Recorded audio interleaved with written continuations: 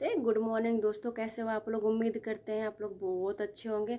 तो दोस्तों आज हम बात करने वाले हैं प्रेगनेंसी के शुरुआती दिनों में ब्लीडिंग का होना या हैवी ब्लीडिंग। ये ब्लीडिंग कई तरह से हो सकती है, तो इसको जानने के लिए अगर आप मेरे चैनल पर नए हैं तो चैनल को सब्सक्राइब करें, कमेंट करें, लाइक करें और बेल आइकन प्रेस करना ना भूलें। तो दोस्तों आज मैं आपको बताऊंगी प्रेगनेंसी के शुरुआती दिनों में ब्लीडिंग क्यों होती है। क्या ये ब्लीडिंग वाकई ख़राब होती है या फिर इससे हमारे मिसकैरेज हो सकता है। तो दोस्तों इसमें घबराने की कोई ज़रूरत नहीं है। ऐसा कई बार होता है कि देखने को मिलता है, लोगों के कमेंट्स आते हैं कि मैम मेरे तो 5वें हफ्ते, 6ठे हफ्ते या 7वें हफ्ते में ब्लीडिंग हो गई, तो क्या मेरा मिसकैरेज हो गया? जी बिल्कुल नहीं, ऐसा कुछ नहीं होता।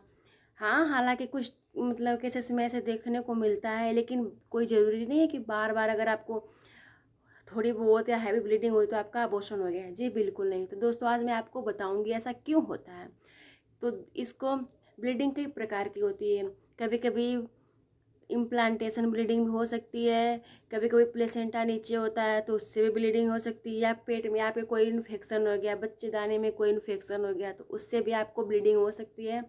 तो दोस्तों आप लोग बहुत क्या करते हो, घबरा जाते हो, रोने लगते हो या खुद को कोसने लगते हो कि आखिर मेरी क्या गलती हुई, मैंने ऐसी क्या गलती करी जो मेरा बेबी मिसकैरेज हो गया या फिर मैं माँ नहीं बन पाई इस बार, फिर निराश हो जाते हो।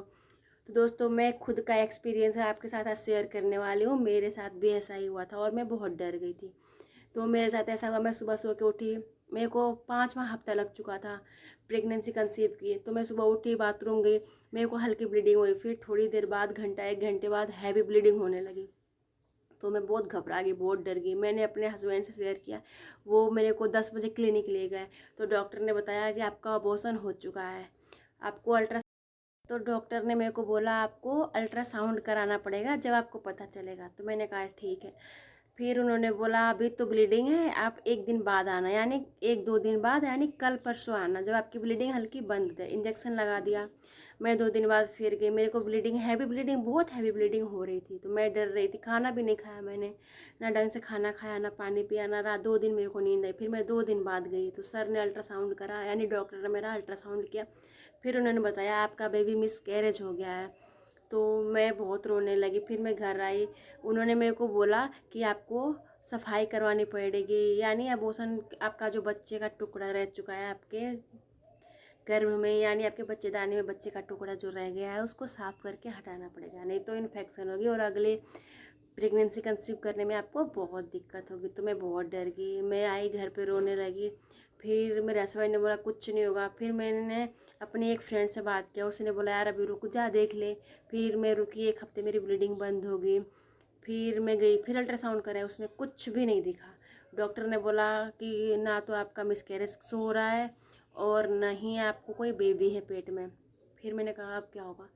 तो दोस्तों फिर मैंने घर पे आई, फिर मैं बोली चलो ठीक है। डॉक्टर ने मेरे को फिर सजेस्ट किया कि आपको 3 हफ्ते बाद आने हैं। फिर मैं 3 हफ्ते बाद गई तो मेरे को ब्लीडिंग पूरी तरह बंद हो चुकी थी।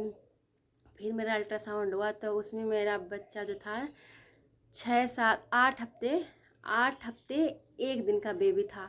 तो उसमें छोटा सा, एकदम छोटा सा, एकदम जो बोलते हैं राय का दाना, अरे किराए किराए बोलते हैं ना, उसका दाना भर का था।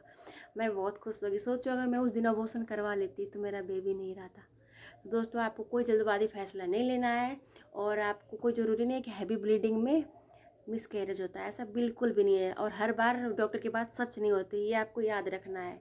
खुद से भी तो कोई ज़रूरी नहीं है कि जो डॉक्टर बोलते हैं वही सच हो, जो रिपोर्ट में दिखाई जाती है वही सच हो, ऐसा बिल्कुल भी नहीं होता। आप खुद अपने साइड से भी देख सकते हो, कुछ टाइम लगे, आपको 1 हफ्ता 2 हफ्ता रुकना है, तीसरे हफ्ते में जाके आपको फिर से अल्ट्रासाउंड करवानी है। और अगर उसमें भी आपको ज़रूर बेबी दिखाई देगा, बड़ा नहीं छोटा दिखाई देगा, और 8वें हफ्ते में, 6 से 7वें हफ्ते में आपके बेबी की हार्ट बीट आ जाती है, अगर नहीं आती है तो 8वें हफ्ते तक नॉर्मल है आज। तो आज तो दोस्तों आपको घबराने की बिल्कुल ज़रूरत नहीं है, ना कोई ज़रूरी नहीं होता कि जो रिपोर्ट में दिखाता है या डॉक्टर जो बात बोलते हैं वही सच होता है, ठीक है, ऐसा कुछ नहीं है, घबराना नहीं चाहिए। तो दोस्तों आप अपने डॉक्टर के पास जाना, अल्ट्रासाउंड करवाने के बाद आप वहाँ से फॉलिक एसिड की गोलियाँ लाना जो हमारी प्रेगनेंसी के लिए बहुत अच्छी होती है। हाँ, अगर आपका बेबी नहीं भी है फिर भी आप ये गोलियाँ ले सकते हो, फॉलिक एसिड की गोलियाँ। क्यों? क्योंकि अगर ये आपका बेबी नहीं भी है तो भी आपको ये नुकसान नहीं करेगा। अगर बेबी है और अल्ट्रासाउंड में नहीं दिख रहा है तो आपको ये ज़रूर लेनी चाहिए।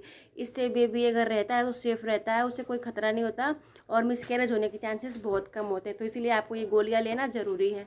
तो आप डॉक्टर से अपने फॉलिक एसिड की गोलियाँ लाएँ और अपने जैसे आपको डॉक्टर कंसल्ट करे आपको कि ऐसे खाना है, सुबह भी शाम को भी आपको ऐसे ज़रूर लेने हैं। तो दोस्तों, आपको ये वीडियो अच्छी लगी हो तो लाइक शेयर कमेंट करें और सब्सक्राइब करना बिल्कुल भी नहीं भूलें और बेल आइकन प्रेस करना बिल्कुल भी नहीं भूलें। अगर आपको प्रेगनेंसी से जुड़ी वीडियो देखनी है तो हमारे चैनल परी मौर्य को ज़रूर लाइक शेयर कमेंट सब्सक्राइब ज़रूर कर लें। धन्यवाद। अगर आपको वीडियो अच्छी लगी है तो अपने दोस्तों के साथ शेयर करें।